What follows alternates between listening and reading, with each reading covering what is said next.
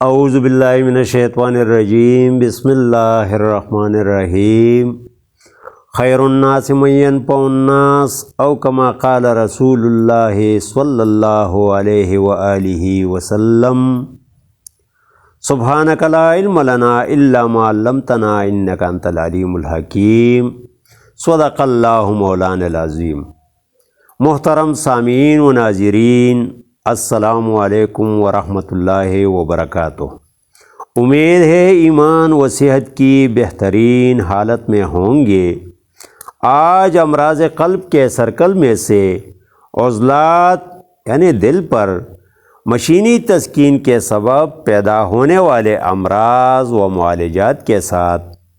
حاضر خدمت ہوں۔ یاد رہے کہ میں نے قرآن و سنت کی روشنی میں جسم انسانی کے جملہ امراض کو عضلات یعنی دل سے جوڑنے کی جو کوشش شروع کی ہے، آج کی ویڈیو اسی ہی کوشش کی ایک کڑی ہے۔ اس ویڈیو میں عضلات یعنی دل پر مشینی تسکین کے سبب وارد ہونے والے دیگر امراض کے علاوہ دو جان لیوا امراض پر بھی مفصل روشنی ڈال کر پوری دنیا پر یہ صداقت واضح کروں گا کہ قرآن و سنت کی روشنی میں جملہ امراض عضلات یعنی دل ہی کی وجہ سے پیدا ہوتے رہتے ہیں۔ اس لیے جڑے رہیے اور فائدے پاتے رہیے۔ عزیزان من، عضلات یعنی دل پر مشینی تسکین تب پیدا ہوتی ہے جب اعصاب یعنی دماغ کا تعلق عضلات یعنی دل سے جڑ جاتا ہے، جسے قانون مفرد اعضاء کی روشنی میں اعصابی عضلاتی مزاج نمبر 1 کے نام سے پہچانا جاتا ہے۔ اس تحریک کے سبب پہلے متعلقہ کیفیت سردی، پھر متعلقہ اخلاط اور پھر ان اخلاط سے متعلقہ ٹیشوز بن کر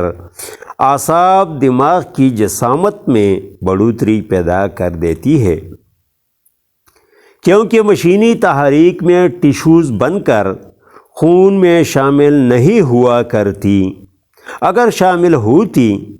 تو CBC یعنی کمپلیٹ بلڈ کاؤنٹ ٹیسٹ میں صاف ظاہر ہوتے، جبکہ الٹرا ساؤنڈ رپورٹ میں اعصاب دماغ کی بڑھوتری واضح نظر آئے گی اور وہ اپنے نارمل رینج سے بڑے ہو گئے ہوں گے۔ البتہ مشینی تحریک میں انزائمز کی افزائش ہو کر خون کے اندر شامل ہو کر تحریک کی شدت تک صرف فاضل اور فاسد مواد کے اخراج کے فرائض انجام دینے لگتے ہیں، اور جب متعلقہ تحریک شدت اختیار کر جائے تو مقام تحلیل کے اجزاء اصلیہ بھی خارج کرنے شروع کر دیتے ہیں۔ اس تحریک کا اثر باقی دو اعضاء رئیسہ یعنی دل اور جگر پر کچھ یوں ہوتا ہے کہ عضلات یعنی دل پھول جاتا ہے اور اس پھلاہٹ کی وجہ سے وہ جسم کے جملہ اعضاء کو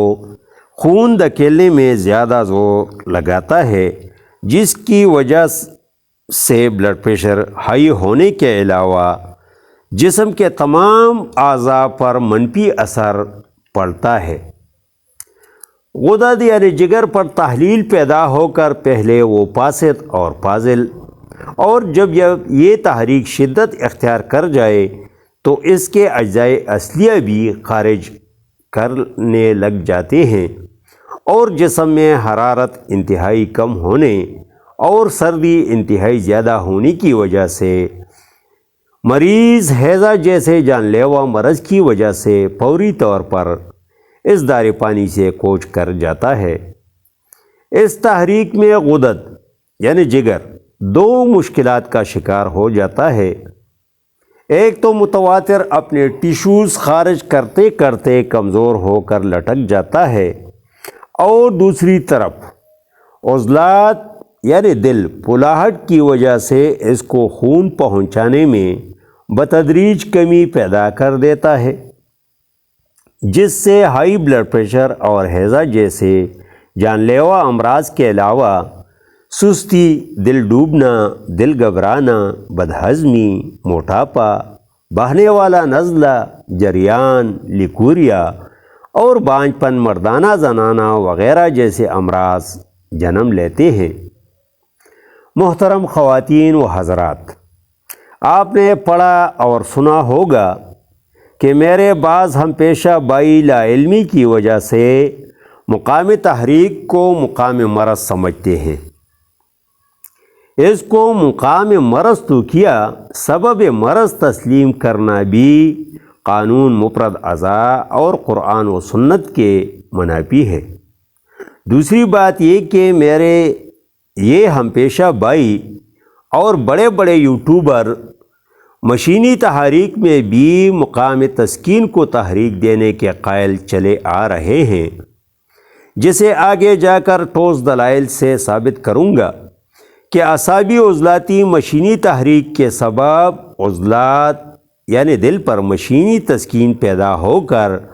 منہ کا ذائقہ خراب نہیں ہوگا، پاخانہ نرم ہوگا، ہوا اور پیشاب کا اخراج زیادہ ہوگا، نیند کم آئے گی اور نیند میں خواب دیکھنے بھی کم آئیں گے۔ اس کی وجہ یہ ہے کہ عضلات دل مشینی تسکین کے سبب پھول جاتا ہے اور وہ جسم کے جملہ اعضاء بشمول جگر کو خون دھکیلنے میں مشکلات کا شکار ہو جاتا ہے، جس سے بلڈ پریشر ہائی ہو جاتا ہے۔ دوسری طرف غدد یعنی جگر پر مشینی تحلیل کے سبب وہ جمع شدہ فاضل اور فاسد مواد کے اخراج کے بعد اپنے اجزائے اصلیہ کو بھی خارج کرنے لگتا ہے، جس سے ہیضہ جیسی جان لیوا مرض لاحق ہو کر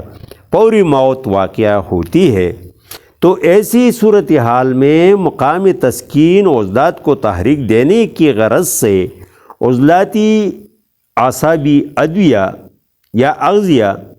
تجویز یا استعمال کرنے سے مریض کی مشکلات میں کمی آئے گی؟ کبھی بھی نہیں، کیونکہ عضلاتی اعصابی تحریک دینے سے تو اینٹی کلاک وائز عضلات میں تحریک، اعصاب میں تحلیل اور غدد میں تسکین پیدا ہو کر عضلات کے ٹشوز سے نچلا ہوا رطوبت جو خشکی، غلط عام اور در حقیقت اندھیرا سیاہی کا حامل ہوتا ہے، آ کر مقام تسکین غدد پر جمع ہوتا رہے گا۔ تو کیا یہ نچلا ہوا رطوبت جو خشکی یا اندھیرا سیاہی کا حامل ہوتا ہے آ کر غدد یعنی جگر کی گرمی یا حرارت کو بڑھائے گی؟ کبھی بھی نہیں۔ پوری طبی دنیا میں کوئی معالج 0.1% رزلٹ تو دکھا دیں تو پھر مان لوں گا کہ مشینی تحریک میں بھی مقام تسکین کو تحریک دینے سے شفا ہوتی ہے۔ اس قانون شفا پر انسانی جسم کے اندر کے سسٹم سے قطع نظر ایک آسان اور بے ضرر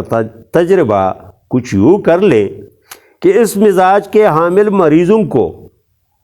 عضلاتی اعصابی ادویہ یا اغذیہ مثلاً آلو، مٹر، گوبھی، لیمو یا آم کا اچار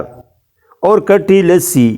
جو خشک، سرد یا عضلاتی اعصابی مزاج نمبر 2 کی اغذیہ ہیں میں سے کوئی ایک غذا کھلانے سے پہلے بلڈ پریشر، پیمنٹ، رفتار نبض اور دیگر علامات نوٹ کر لیں، اور ان غذاؤں میں سے کوئی ایک غذا استعمال کرنے کے 15 منٹ بعد پھر چیک کر لیں، کوئی مثبت نتیجہ نہیں پاؤ گے۔ اس کے برعکس آبازی قانونی شفا کے تحت غدی عضلاتی ادویہ یا غدی عضلاتی اغذیہ مثلاً بڑا گوشت، کریلا، تارا میرا کا ساگ، مسور کی دال، سرخ سبز کالی مرچ جو گرم خشک یا غدی عضلاتی مزاج نمبر 4 کی اغذیہ ہیں میں سے کوئی ایک غذا کھلانے سے پہلے بلڈ پریشر اور پیمنٹ، رفتار نبض نوٹ کر لیں، پھر کھلائیں اور 15 منٹ بعد دوبارہ جائزہ لے لے۔ انشاءاللہ بلڈ پریشر نارمل اور پیمنٹ رفتار نبض بڑھے گا، جبکہ یقینی اور مکمل شفا درجہ مرض کے مطابق درجہ دوا تجویز یا استعمال کرنے سے ہوگی۔ ہم زندہ صحبت باقی، والسلام۔